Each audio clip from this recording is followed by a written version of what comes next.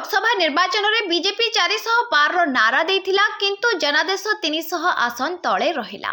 लोकसभा निर्वाचन में भारतीय जनता पार्टी नेतृत्वाधीन जातीय गणतांत्रिक मेंट विजय लाभ करथिले मध्य 19 निर्वाचन भली बीजेपी स्थिति नाही। कारण केंद्र में क्षमतासीन बीजेपी लोकसभार 543 आसन मध्यरु मैजिक नंबर 272 छुई पारि नाही। सहयोगी दलों सह मिसी केंद्र में शासन करुछि बीजेपी। तेबे मोदी को पीएम चौकी रे बसाइबा आंध्र मुख्यमंत्री चंद्रबाबू नायडू को रही बड़ भूमिका। आ वर्तमान से 29 निर्वाचन में मोदी को स्थिति केमिति रहिबो ता उपरे बड़ मंतव्य दैछंती चंद्रबाबू नायडू।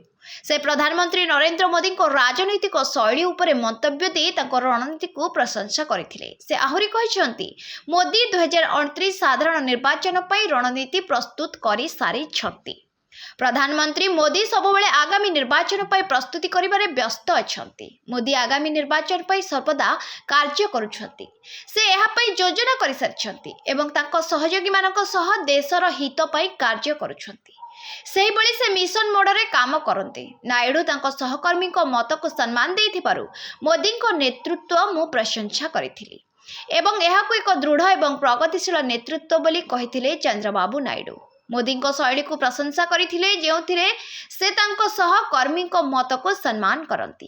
एक उदाहरण दे चंद्रबाबू नायडू कहिसंती जे शपथ ग्रहण समारोह परे मोदी एनडीए रो समस्त मुख्यमंत्री को भेटी 4 घंटा धरी निरंतर बैठक करुथिले। से जने शक्तिशाली नेता जहार आधुनिक और प्रगतिशील चिंताधारा अछि। यह प्रधानमंत्री को कूटनैतिकता दक्षता जहाँ से समस्त को सांगरे नहीं जाती बोली कहिसंती चंद्रबाबू।